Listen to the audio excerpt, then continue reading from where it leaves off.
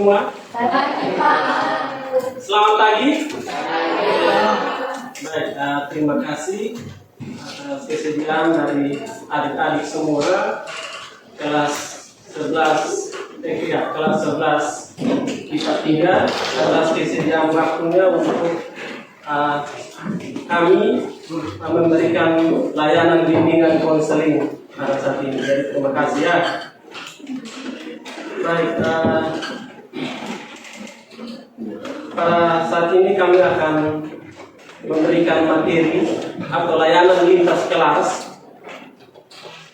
kelas, yaitu apa itu bimbingan konseling. Namun sebelum kita melangkah lebih jauh, Pak Guru minta salah satu dari adik-adik untuk memimpin kita dalam doa. Mungkin satu orang memimpin kita dalam doa.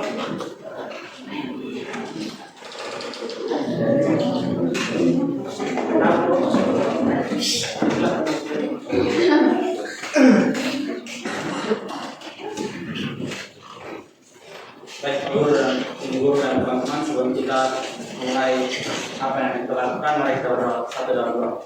Ya Tuhan, Bapa kami dalam kerajaan surga, Bapa yang kami puji dan kami sembah Tuhan Yesus Kristus. Terima kasih buat penyertaan-Mu Bapa dari pelajaran kami yang pertama hingga sampai kegiatan kami selanjutnya ini Bapa. Biarlah Kau berkati dari awal pertengahan berakhir dengan baik Bapa. Guru-guru kami Bapa, Engkau berkati mereka Bapa dalam tugas dan tanggung jawab mereka. Mendidik kami, memberikan kesabaran kepada mereka Bapa, mendoa dan permohonan kami dalam nama Yesus Kristus Bapa, kami telah berdoa dan percaya. Haleluya. Baik, terima kasih kepada Adik Ruben yang sudah mengikuti dalam doa. Sebelumnya Pak dan Ibu di sini memperkenalkan diri dulu. Nama Pak sendiri Adinata Sefanda Bulkala, biasa disapa Pak Adi. Pak Adi adalah guru PPL, sementara punya PPG Prajabatan. Jadi S1-nya sudah selesai dan sekarang lagi kuliah profesi bersama dengan teman-teman Pak. Ibu. Baik, adik-adik, perkenalkan nama Ibu Helena Mahemo, biasa disapa Ibu Ellen. Jadi Ibu juga sama seperti Pak Adi, sementara melaksanakan PPL untuk pendidikan profesi guru atau PPG. Oke, silakan selanjutnya. Oke, selamat pagi semua. Oke, perkenalkan nama lengkap Ibu Indah Tengah Salan. Kalian boleh memanggil Ibu Angel. Ibu juga sama dengan teman-teman. Ibu mengambil profesi guru dengan jurusan bimbingan konseling. Oke, selanjutnya Ibu. Oke, selamat pagi adik-adik. Selamat pagi. Siloyo nih. Selamat pagi. Oke, begini kan semangat toh. Oke, perkenalkan nama Ibu Yubila Kakamalo. Ibu biasa dipanggil Ibu Yubi. Ibu juga sama seperti teman-teman, mahasiswa bimbingan konseling, sudah mengambil profesi bimbingan konseling juga. Oke. Baik, terima kasih kepada Ibu. Pak Dian ini kelas ini kurang semangat ya. Kita main game. Boleh? Kita main game. Oke, adik-adik sekalian. Adik-adik sekalian semuanya bangkit berdiri. Ayo berdiri. Ya.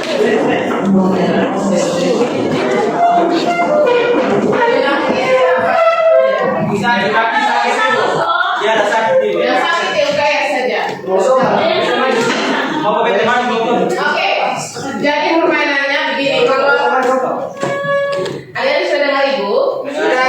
Oke, kalau Ibu bilangnya selamat pagi, tepuk sebelah kiri teman.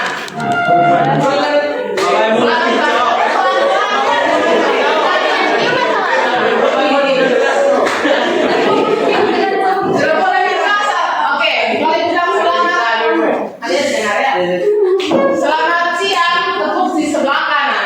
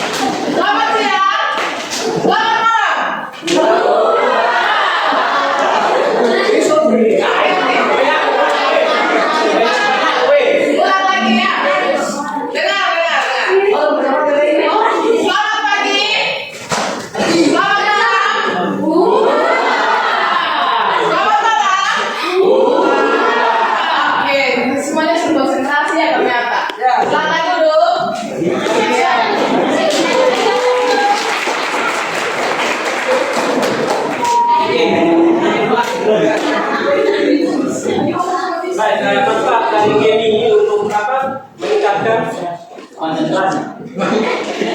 meningkatkan konsentrasi dari adik-adik ya. Supaya yang mengantuk dan tidak semangat lagi.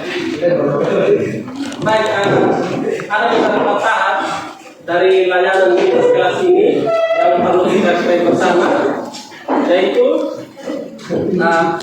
pertama, nanti Pak dan Ibu akan memberikan materi, akan menjelaskan materi. Kemudian pada yang kedua nanti teman-teman atau adik-adik akan mendiskusikan atau kira-kira ini BK atau apa yang teman-teman atau yang adik-adik tahu. Dari setelah Ibu menjelaskan materi, mungkin ada yang kurang paham, bisa bertanya. Dan ketiga yaitu ini refleksi. Jadi dari awal sampai menjelaskan materi sampai kegiatan akhir, kira-kira yang adik-adik dapat itu apa? Nanti adik bisa menjelaskan di Bapak dan Ibu bersama teman-teman. Bisa dipahami? Bisa. Bisa dipahami tidak? Bisa. Yang beberapa saja bisa. Bisa. Bisa dipahami? Bisa. Apakah sudah siap untuk memulai kegiatan kita? Siap. Sudah siap? Siap. Terima kasih. Yang pertama, baik. Pak akan nanti ada yang materi ini, Pak dan Ibu guru di sini. Yang pertama ada Pak sendiri dan ada Ibu Ellen, ada Ibu Enzel, dan ada Ibu Ludi akan memberikan materi. Baik, kalau saya mulai, apa itu bimbingan konseling? Ada yang tahu kok? Bimbingan khusus untuk apa ya? Ini dapat layanan bimbingan konseling individual mungkin waktu masa SMP, SMP mungkin. Bimbingan khusus untuk anak-anak yang masalah. Ada siapa tadi? Ada Gio. Ruben. Ya, bilang apa tadi? Bimbingan konseling itu sama kayak ini Pak. Bimbingan untuk anak-anak yang bermasalah. Baik, kita beri aplaus untuk adik guru.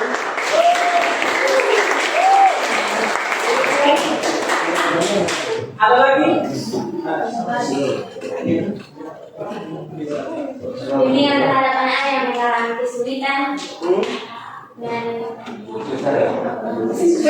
Kesulitan kesulitan apa? dalam belajar,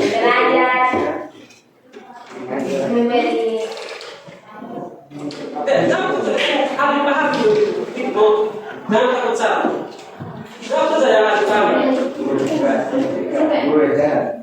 Iya. Kita di sini seperti diskusi juga ya tadi.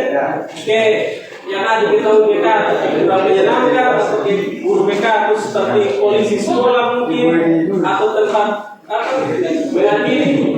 Tapi kan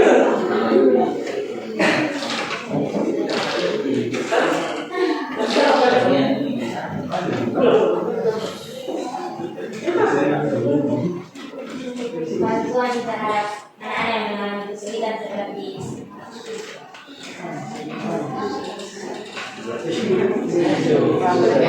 kesulitan seperti yang terjadi masalah, guru BK yang tukang guru BK yang menjalankan mereka nasihat yang baik agar tidak membuat kesalahan terulang lagi.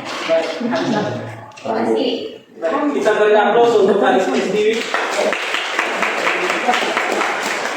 Apa benar ya sekali semua benar ya?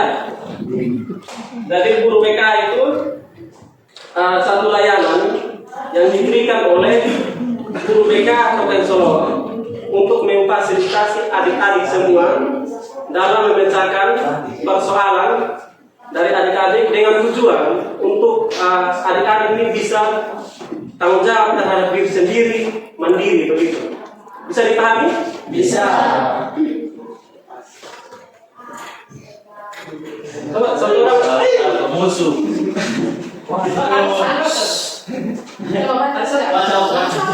Jangan.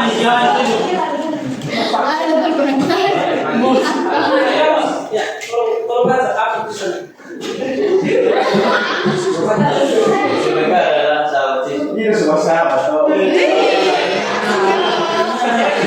Setuju tidak dengan Ya, tidak setuju. Tidak apa-apa, bicara saja. Habis itu kita harus ketemu mobil. Mungkin ada beberapa yang tidak setuju ya. Mungkin karena pengalaman, mungkin gurunya main pukul saja tidak menyampaikan dengan baik, membuat salah kekerasan, pengadilan mungkin di ruang mekanik, dulu salah, namun guru bekas. Tapi yang sebenarnya, yang perlu kali ketahui itu guru PK itu bisa menjadi pendengar yang baik. Kenapa guru BK bisa menjadi pendengar yang baik? Karena guru BK adalah satu profesi yang dengan tujuan untuk membantu peserta didik, memfasilitasi peserta didik untuk ia menjadi individu yang baik. Kemudian guru BK bisa menjadi penengah dari setiap persoalan. Yang berikut, guru BK bisa memfasilitasi peserta didik untuk mampu bertanggung jawab dan mandiri. Seperti yang Pak jelaskan tadi, bisa bertanggung jawab dan mandiri. Kemudian, guru BK tidak hanya sekedar mengurus siswa yang bermasalah, tetapi juga yang berprestasi. Jadi, guru BK ini bukan hanya layani yang anak-anak bermasalah, tapi guru BK juga memberikan seperti anak-anak yang berprestasi. Guru BK juga bisa memberikan motivasi, semangat agar dia tetap mempertahankan prestasinya. Bisa juga layanan bisa memberikan layanan informasi, pencegahan seperti itu.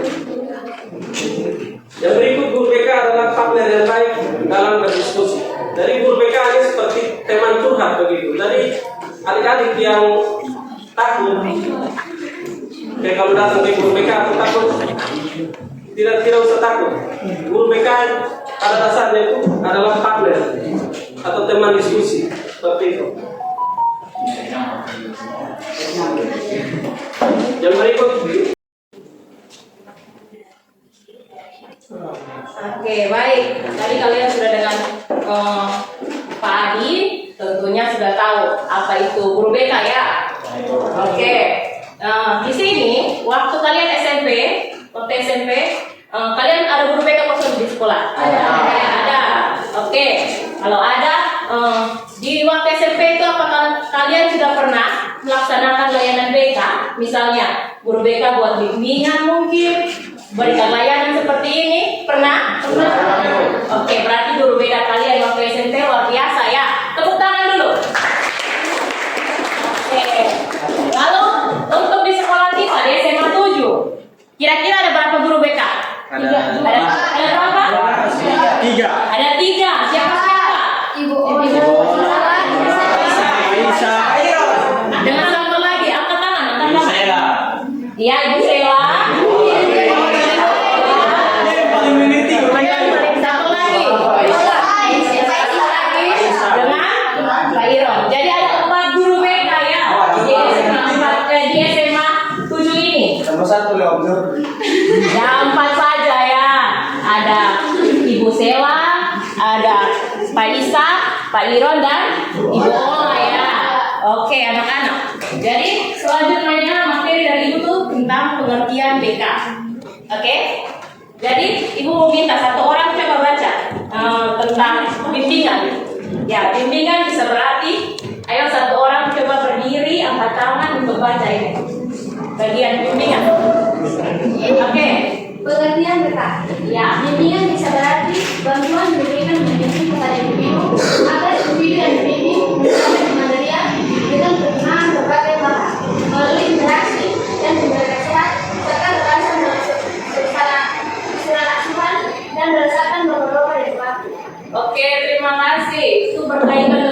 bimbingan. Lalu konseling satu orang, ayo.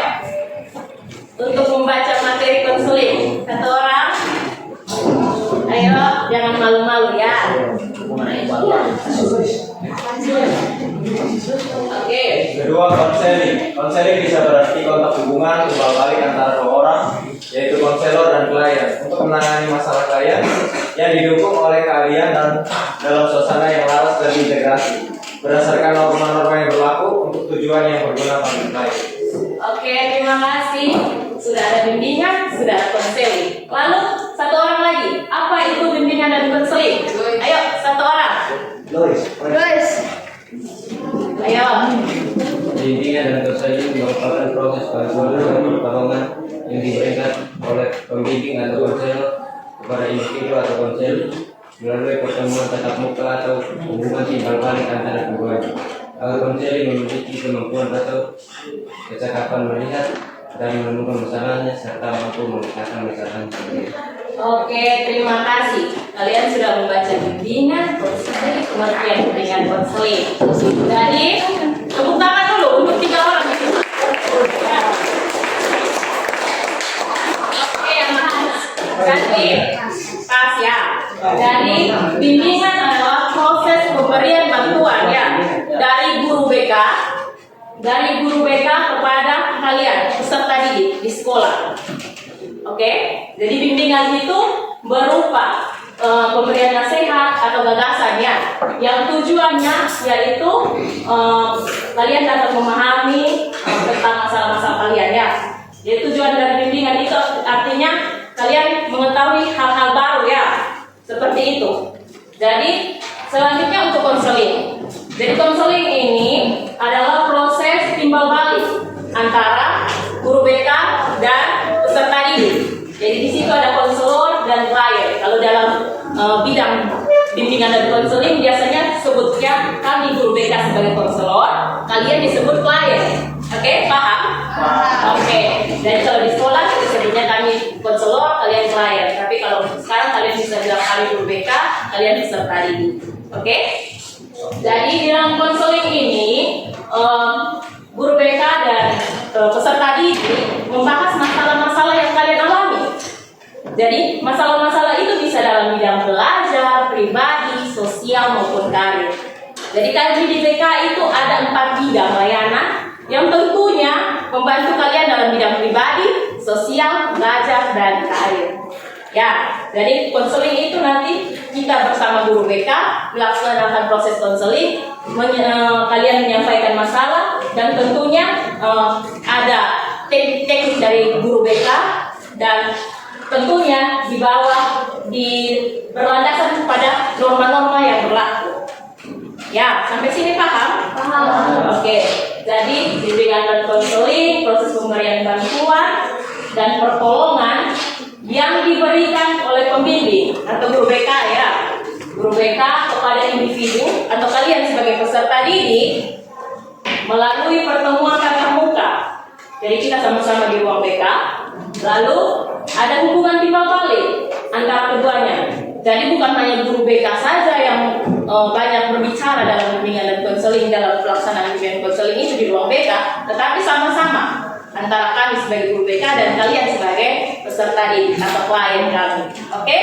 Jadi agar konseling memiliki kemampuan dan kecakapan melihat dan menentukan masalah serta mampu memecahkan masalah sendiri. Jadi kalian dapat memahami masalah dan dapat memecahkan masalah. Jadi itu pengertian dari BK. Sampai sini paham? Paham. Oke, selanjutnya berkaitan dengan tujuan BK. Jadi tujuan BK itu yang pertama itu pengenalan terhadap diri sendiri dan penerimaan terhadap diri sendiri. Jadi di dalam layanan BK, jadi tujuannya itu agar kalian mengenal diri sendiri, kemampuan kalian, serta dapat menerimanya baik kelebihan maupun kekurangan kalian. Jadi kami guru BK mau agar kalian mampu mengenal diri sendiri dan menerima ya. Lalu yang kedua, penyesuaian diri terhadap lingkungan. Jadi tujuan dari BK agar kalian dapat menyesuaikan diri baik dalam lingkungan sekolah, lingkungan rumah, hubungan dengan orang tua di rumah maupun hubungan dengan masyarakat di lingkungan sekitar yang kita tempat tinggal kita ya. Lalu tujuan yang ketiga itu pemecahan masalah dengan baik dan realistis. Jadi di dalam BK sendiri bertujuan agar kami melaksanakan layanan agar kalian dapat memecahkan masalah. Bukan kami yang memecahkan masalah, tapi kalian yang nanti memecahkan masalah kalian. Ya, jadi tujuannya di situ. Kami hanya sebagai fasilitator mendukung kalian agar kalian memahami masalah kalian dan kalian yang menentukan pemecahan masalahnya seperti apa. Dan yang terakhir, pengembangan potensi semaksimal mungkin. Artinya tujuan BK di sini membantu kalian untuk mengembangkan potensi-potensi kalian. Ya, guru BK mampu untuk membawa kalian menunjukkan bahwa potensi kalian ini. Jadi tadi seperti yang bilang ada 4 bidang layanan ya, pribadi, sosial, belajar, dan karir. Contoh potensi karir, misalnya kalian punya kemampuan baik di bidang IPA, kami bisa mengarahkan kalian untuk misalnya ambil kuliah kesehatan mungkin dan sebagainya. Oke, sampai sini untuk tujuan pengertian paham. Oke, jadi selanjutnya diberikan kesempatan untuk pemateri berikut. Oke anak-anak, apakah masih semangat? Oke, kalau ibu bilang guru BK, kalian bilang sahabat siswa. Gimana ya, sekali kan kalian sudah dengar toh pengertian, kemudian kalian tadi sudah dengar tentang apa tujuan BK. Dan ada pemikiran tidak yang di guru BK ini polisi sekolah ibu, guru BK ini tukang pukul. Jadi kita harus rubah tentang pemikiran. Jadi kalian kan kebanyakan anak-anak sudah diberikan pemahaman tentang bimbingan dan konseling. Jadi ibu bilang, ketika ibu bilang guru BK, kalian bilang sahabat siswa. Bisa? Kalian tangannya begini, sahabat siswa. Ayo supaya kalian berubah kalian pemikiran. Jadi kita dengar sampai ini kalian berpikiran juga kan pelan-pelan berubah. Oke. Ibu bilangnya bisa kok Yohanes, Ruben, Louis. Ibu hampir 3 orang ya. Oke. Ibu bilang guru BK. Sahabat siswa. Ulangi yang di belakang belum lagi. Harus semangat. Guru BK.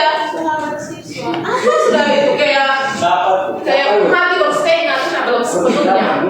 Kita harus mencintai BK supaya kalian sadar bahwa pentingnya BK buat kalian juga. Kenapa kita kasih layanan bimbingan konseling? Supaya ini hal penting buat kalian. Buat apa ibu kasih materi tapi sudah penting buat kalian? Karena ibu kasih materi buat kalian karena betul-betul penting buat kalian sendiri. Jadi kalian selama SMP atau SMA atau selama kelas 10 kemarin mengalami sesuatu hal dengan guru BK yang membuat kalian benci, kalian harus ubah kalian pemikiran. Ya, oke, ibu ulang sekali lagi. Dia lihatnya guru BK. Ulang lagi, semangat, senyum, jangan lupa keram. Yohanes. Oke, Yohanes ini keram di guru BK. Oke, ulang. Ini guru BK.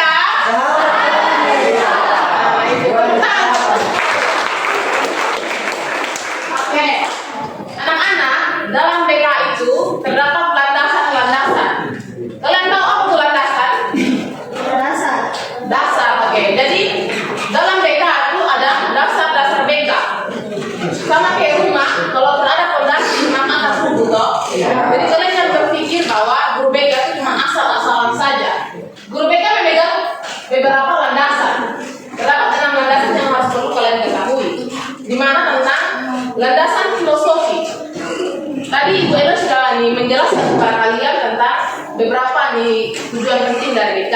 Jadi landasan filosofi itu di mana ketika guru BK memberikan layanan, diberikan juga kebijakan atau kebijaksanaan. Jadi ketika kalian diberikan bimbingan itu bukan sekedar bimbingan saja. Guru BK bimbingan saya tahu bisa. Ada anak-anak berpikir cuma omong saya ibu. Padahal bimbingan konseling itu suatu hal yang kita perlu kebijaksanaan untuk berpikir dan pemberian bantuan kepada anak-anak. Jadi kalian yang sering anggap remeh, guru BK polisi sekolah santai itu tuh salah ya anak-anak.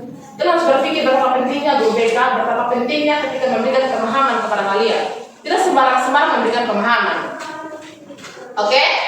Kemudian landasan religius, di mana setiap kita memberikan layanan bimbingan konseling selalu berlandaskan kepada pemeluk agama kita masing-masing, misalnya Tuhan Yesus atau yang pemeluk agama Katolik selalu beralasan kepada agama kita sendiri. Jadi guru BK itu bukan buat sesuka hati saya tanpa ada landasan dasar. Kemudian landasan psikologi. Landasan psikologi itu di mana guru BK memahami karakter peserta didik. Kalian punya karakter yang aneh-aneh atau karakter kalian yang apa sih suka? Oh ini anaknya mengarah ke sini. Anaknya karakternya begini. Karena kami memahami karakter kalian, bukan sekedar tahu oh ya anaknya begini saja, tapi kami tahu karakter kalian kenapa seperti itu. Kalian buat seperti ini kami tahu oh ini penyebabnya begini. Jadi BK itu penting sekali buat kalian. Ketika kalian kan sekarang ini masa remaja, jadi dirinya kalian masih terombang-ambing lah, badai datang, topan datang, juga kalian masih terombang-ambing. Kalian masih mencari jati diri. Jadi kalian masih untuk berbuat sesuka hati dengan adanya guru BK tuh, kalian jadi memahami oh ya ternyata saya seharusnya begini. Saya pacarannya itu seharusnya bagaimana? Saya berteman, membangun hubungan yang baik dengan teman itu bagaimana? Ada tak membangun hubungan yang baik bukan sekadar ya dulu teman yang baik tapi lu harus rokok dan beta dulu. Jadi supaya lu tidak lagi gender lu harus rokok atau lu harus pacaran dulu supaya lu dikatakan seperti gender. Nah begitu ya. Jadi adanya guru BK tuh kasih pemahaman kepada kalian tentang pentingnya bagaimana hidup yang berkeluarga atau hidup dalam ini teman yang baik itu bagaimana, membangun hubungan yang baik dengan teman itu bagaimana. Atau kalian kenali kalian diri sendiri seperti Ibu Ellen jelaskan tentang tujuan mereka. Kalian mungkin sekarang masih cari jati dirinya kalian cari kira-kira apa sih saya punya ini question atau saya punya ini kedepannya itu bagaimana, cita-citanya itu bagaimana. Kalian masih cari, kalian sudah ada cita-cita sudah pemahaman sudah. Oke. Jadi selanjutnya landasan ilmiah dan teknologi.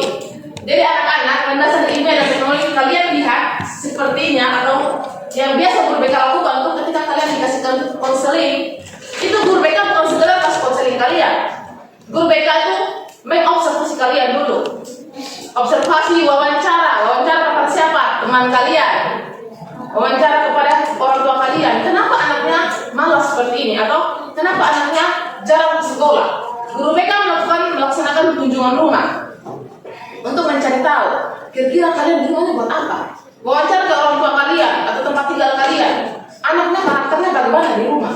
Kita mencari tahu, mengetahui kira-kira anaknya kenapa seperti ini. Misalnya ibu kasih contoh kasusnya anak ini malas ke sekolah. Kita sebagai guru BK mencari tahu kira-kira dalam teman sepermainannya atau dalam teman sehari-hari dia buat apa saja di rumah. Kemudian kita wawancara kepada wali kelasnya, betul tidak anak ini malas ke sekolah? Kasih kunjungan rumah, kita ini kunjungan rumah. Kira-kira kenapa anak ini malas ke sekolah? Apa penyebabnya? Masalahnya kenapa? Tanya orang tua, perkembangannya anak di rumah bagaimana? Sehingga ketika guru BK panggil kalian di ruang BK itu bukan berarti sekedar panggil saja, tapi guru BK sudah melakukan ini observasi, wawancara kepada kalian. Mengerti anak-anak? Mengerti, Bu. Jadi kalau guru BK panggil itu, ibu nih, apa kalian panggil itu sama masalah ibu begitu loh, Yohanes. Ibu nih gimana kayak proses sekolah sama. Kalian harus sadar bahwa guru BK itu memanggil kalian itu selalu ada alasannya, sudah di riset, sudah lakukan penelitian lah, istilahnya begitu. Oke, ada landasan pedagogis dan sosial budaya. Jadi pedagogis ini di mana anak-anak diberikan pendidikan, membimbing artinya mendidik kalian, mendidik karakter kalian supaya kalian itu lebih baik lagi. Misalnya yang pemalas-pemalas atau yang sotok menghargai orang tua lewat guru sampai kita berguru dalam tidak tahu menghargai orang tua, menghargai guru itu perlu mendidik atau dibimbing secara konseling individual. Nah untuk selanjutnya landasan sosial budaya itu di mana anak-anak itu ketika guru BK memberikan layanan kepada kalian, guru BK selama memperhatikan kalian punya latar budaya. Kira-kira anak ini seperti apa dia di keras kepala? Mungkin budaya dalam keluarganya tuh dididik dengan otoriter dalam keluarganya. Ayahnya atau ibunya mendidiknya dengan keras, sehingga dia munculnya perilakunya keras kepala. Jadi guru BK memaksakan kalian untuk terjun dengan ini guru BK punya budaya, tapi sesuaikan dengan kalian punya budaya. Apakah kalian paham? Paham, Ibu. Paham kok tidak? Paham. Oke, Ibu guru BK. Guru BK. Ulang. Guru BK.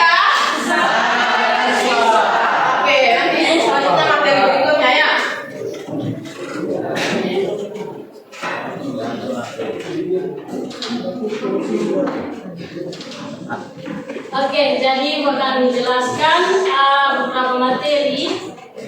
Tadi pengertian, tujuan sudah kalian dengar dari Ibu dan juga Pak ya. Jadi mungkin di sini Ibu akan menjelaskan asas-asas dalam BK. Jadi kalian mungkin tadi udah lihat ada yang bilang pas ada pertanyaan guru BK sahabat siswa semua terima lah. Iya toh? Ya. Tapi yang perlu kalian tahu bahwa di dalam BK itu ada beberapa asas yang guru BK atau ibu di sini jaga. Yang pertama itu asas kerahasiaan. Jadi tadi sudah dijelaskan bahwa setiap masalah yang kalian alami menceritakan ke guru BK, kemudian guru BK tidak akan menceritakan ke orang lain.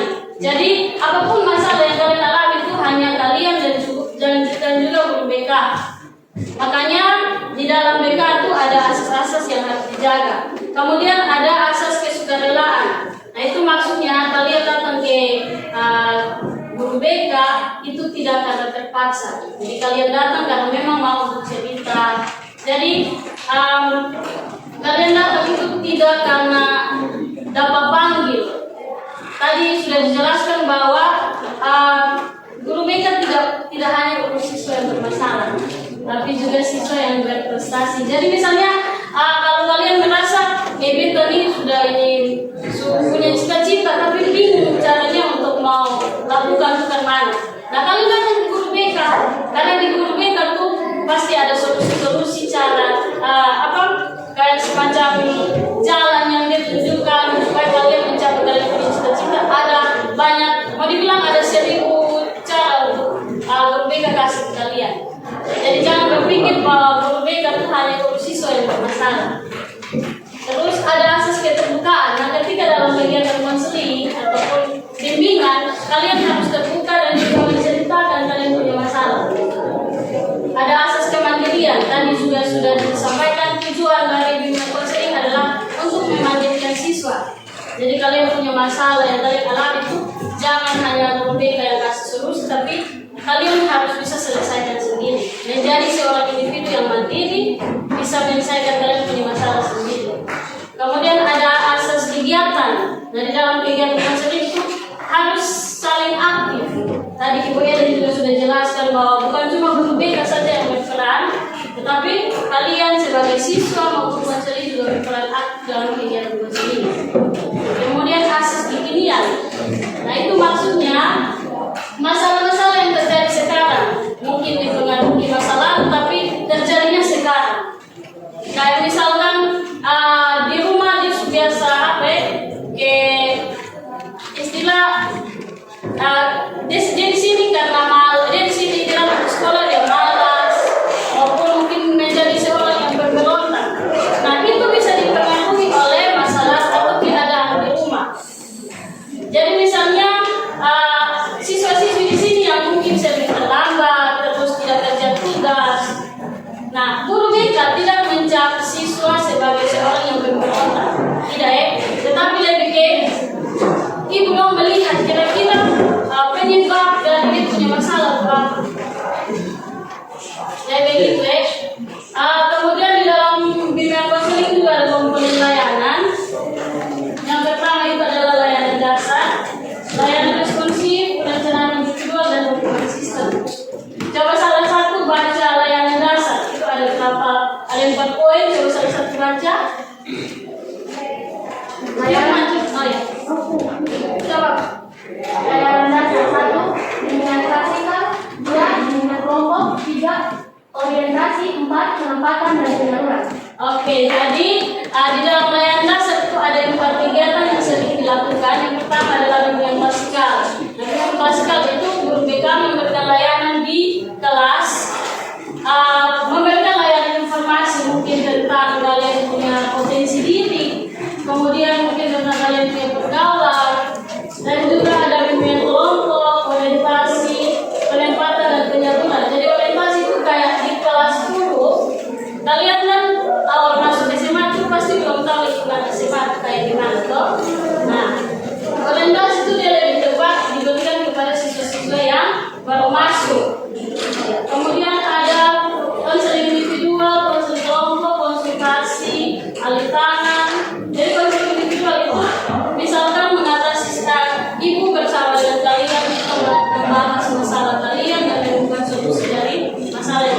lalu. Jadi di situ tuh ada beberapa kegiatan yang dilakukan oleh guru BK.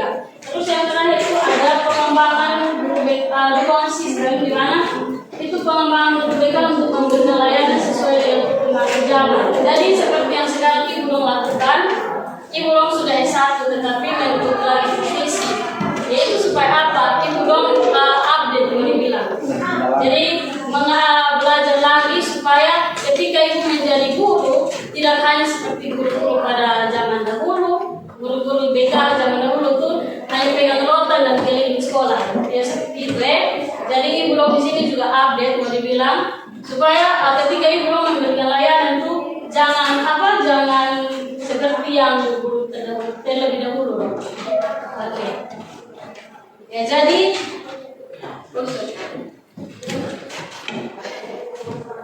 kita kembali ke pertanyaan pertama tadi. Guru BK itu adalah sahabat siswa. Kenapa dibilang seperti itu? Sudah ada alasan, tadi Pak juga sudah.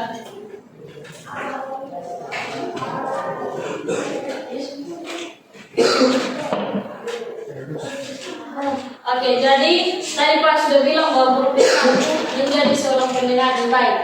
Ibu hubungkan lagi dengan asas karena tadi Ibu sudah jelaskan bahwa di dalam konseling ada asas kerahasiaan. Jadi belum tentu kalian punya masalah. Ibu Dong ambil di tempat lain. Kemudian guru BK bisa menjadi penengah dari setiap permasalahan yang kalian alami. Kemudian guru BK bisa memfasilitasi peserta didik dan mampu bertanggung jawab dan mandiri. Kemudian guru BK tidak hanya sekedar mengurus siswa yang bermasalah, tetapi juga siswa yang berprestasi. Dan yang terakhir adalah guru BK adalah partner yang baik dalam berdiskusi. Jadi, saya berharap ketika kalian sudah mendengarkan penjelasan dari Ibu Dong, kalian sudah paham kegunaan BK itu apa, fungsi dari BK itu apa. Jadi, ketika kalian mengalami masalah itu jangan membiaskan di tempat lain, tapi cobalah untuk bicara dengan kita punya guru BK di SMA 7. Karena tadi Ibu sudah bilang mereka punya 1000 solusi untuk kalian punya masalah. Jadi jangan malu, jangan takut bahwa Ibu BK itu terlalu jahat. Bisa dipahami. Oke, dan mungkin selanjutnya kembalikan ke Pak Adi. Dan berharap setelah kalian mendengar ini, kalian bisa berubah, kalian punya mindset sendiri bahwa guru BK itu tidak jahat. Oke? Terima kasih kepada guru yang sudah memberikan materi. Baik, kita masuk pada sesi berikut. Mungkin ada yang ingin bertanya terkait materi hari ini. Silakan. Tidak ada? Ada?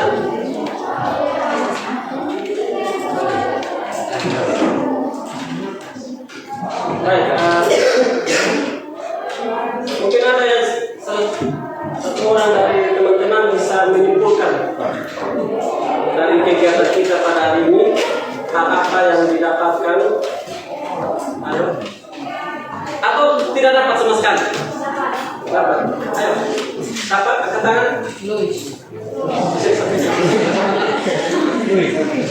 Dari awal layanan sampai pemberian materi, kira-kira apa yang saya dapatkan?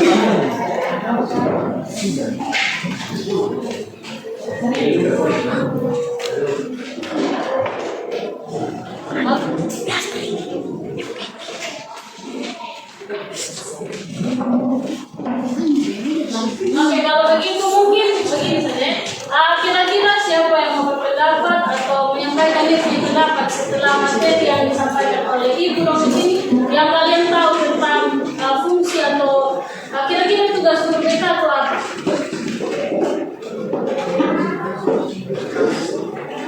Ayo jangan malu-malu. Karena lihat ada yang ada tangan mungkin sudah paham kira-kira BK itu apa.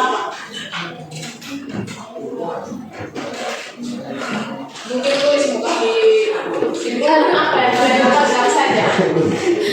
Dapat semua dia ibu ternyata guru BK itu bukan penjahat, guru BK itu bukan Benar sedikit tadi saya sempat bingung bahwa sebenarnya tidak ada unsur paksaan dalam mungkin panggilan ke ruang Betawi.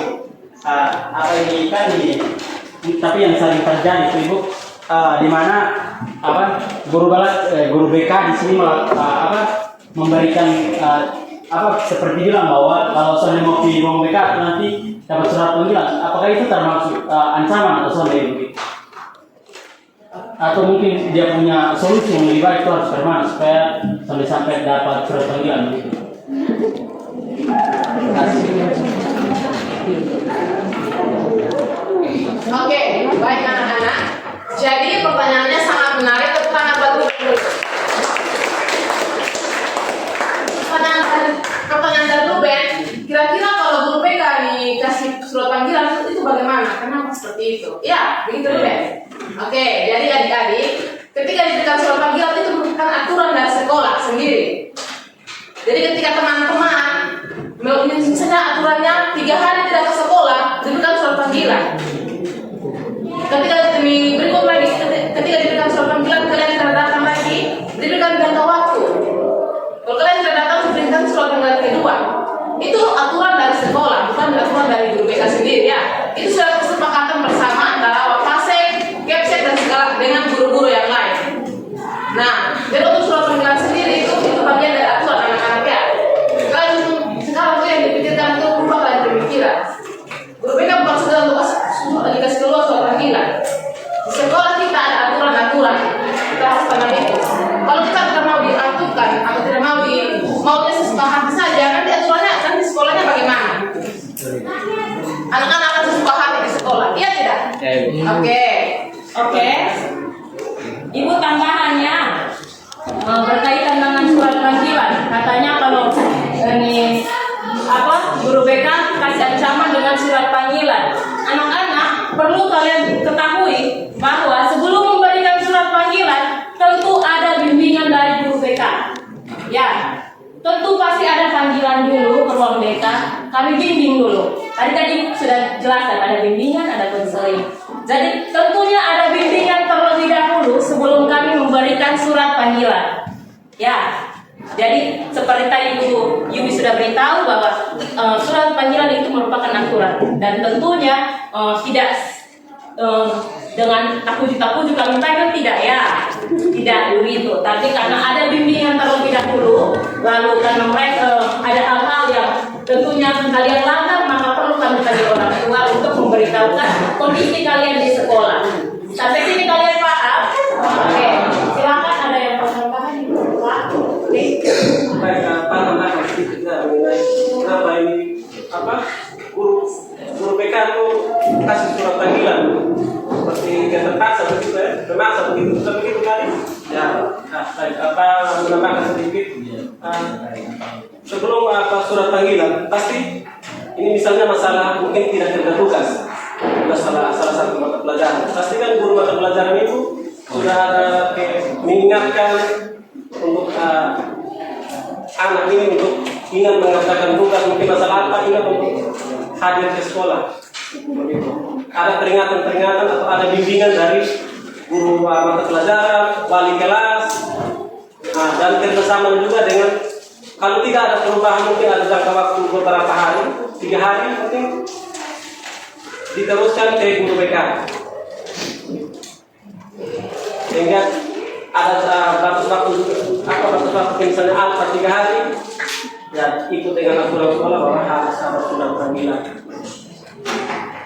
Terima kasih.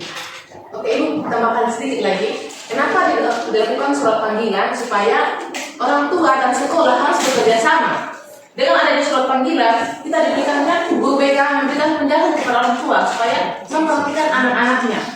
Jadi bukan guru BK ya, karena guru yang urus anak sendiri, orang tua urus sendiri. Harus ada kerjasama dengan orang tua supaya orang tua juga tahu anak-anak yang berlaku di sekolah itu bagaimana. Begitu ya anak-anaknya. Jadi ketika guru BK memberikan surat panggilan, kalian berpikir panggilan lagi. Mati ya, gitu. Jadi harus berubah pemikirannya. Ingat tuh, bilang guru BK. Ulang lagi, guru BK. Oke, jadi jangan ada guru BK terang-terang begini. Oke. Untuk siapa lagi yang bertanya? Pas. Baik, mengingat waktu kita sudah hampir habis, Pak minta tolong satu orang untuk merefleksikan kegiatan kita pada hari ini. Apa yang hari-hari dapatkan dalam penjelasan dari Bapak Ibu Guru, apa yang dapatkan bisa disampaikan. Tidak Pak, sepemahaman asyari, jadi jangan takut salah. Kita di sini sama-sama belajar ya. Pak juga belajar, bukan hanya adik-adik. Kita sama-sama belajar. Mungkin ada?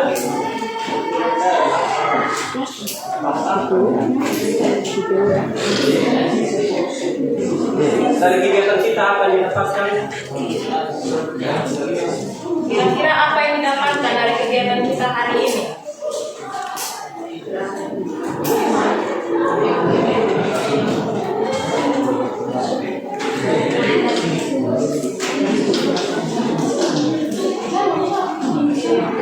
Oke, Ayu. Banding kan? Ada dua orang yang bilang, dua orang ya. Tentang landasan data. Dia adalah landasan data itu data yang bagian tentang religius, psikologis, ilmiah dan teknologi, pedagogis, dan sosial dan budaya. Religius itu penjelasan tentang selalu melandaskan agama masing-masing.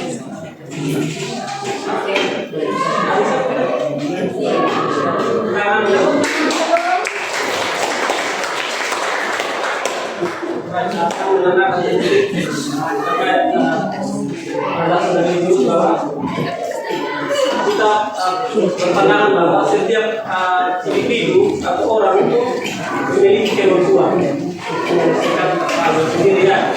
Bisa dipahami semua? Bisa. Kegiatan kita, oh ya, kita mohon maaf. Salah satu yang didapat dari materi guru BK itu ke tempat cari masalah kayak gitu. Tapi yang didapat dari guru BK itu bisa memberikan informasi buat untuk masa depan itu.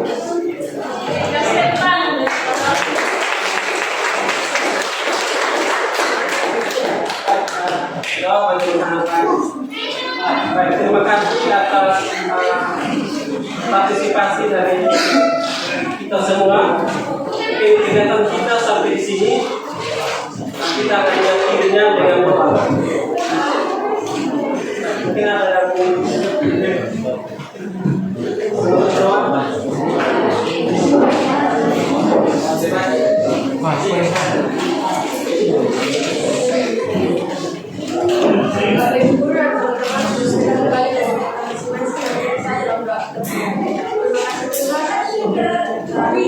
Kegiatan belajar mengajar telah selesai. Bersama kami pulang untuk disampaikan dalam perjalanan hingga sampai di rumah desa. Dan kiranya apa yang telah kami belajar hari ini dapat kami mengerti dan dapat menjadi bekal bagi masa depan kami kemudian hari.